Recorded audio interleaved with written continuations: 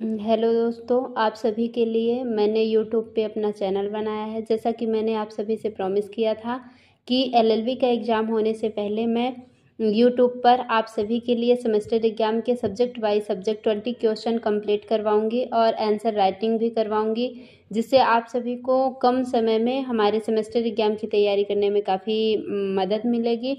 तो मैं आप सभी के लिए एडवोकेट राधा तिवारी ला क्लासेस का चैनल पे आंसर लेके आ गई हूँ, जो कि आप सभी को आज से मिल जाएगा।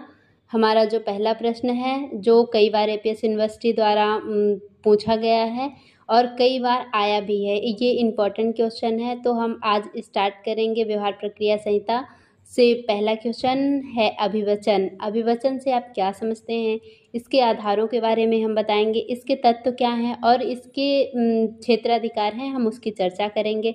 अभिवचन, जैसे कि हम सभी लोग सुनते रहते हैं कि न्यायालय में प्लीडिंग हो रही है, अभिवचन हो रहा है, तो अभिवचन का शाब्दिक अर्थ ही होता है कि वाद पत्र या लिखित कथन। तो हम आज इसके बारे में चर्चा करेंगे। अभिवचन का वर्णन कहाँ किया गया है, तो अभिवचन का वर्णन दंड व्यवहार प्रक्रिया संहिता के आदेश 6 में किया गया है। अभिवचन का अर्थ होता है कोई बात पत्र या लिखित कथन। इस प्रकार अभिवचन में वाद पत्र और लिखित कथन दोनों को सम्मिलित किया गया है। अभिवचन या वाद पत्र किसी न्यायालय के सम्मुख दिए जाने वाला ऐसा वर्णन पत्र होता है जिसमें वादी अपना वाद हेतु प्रस्तुत करता है अथवा लेखबद्ध रूप से वाद को प्रस्तुत करता है और जिसका उद्देश्य ऐसे आधारों को न्यायालय के सामने रखना है जिन पर कि वादी कोई अपना अनुतोष पाने के लिए न्यायालय से सहायता ले सके।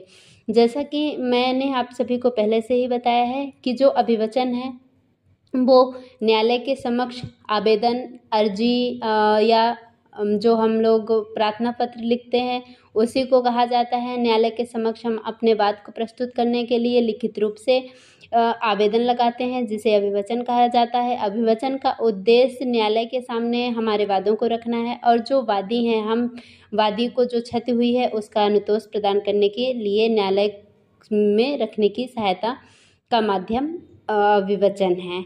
लिखित कथन प्रतिवादी का अभिवचन होता है। जो प्रतिवादी होता है वो भी लिखित कथन पेश करता है, जिसे भी अभिवचन कहा जाता है, जिसमें वह वादी द्वारा वाद पत्र में अभिकथित प्रत्येक महत्वपूर्ण तथ्य से संबंधित कथन करता है और ऐसे किसी नए तथ्य का भी कथन करता है जो कि उसके पक्ष का समर्थन करे।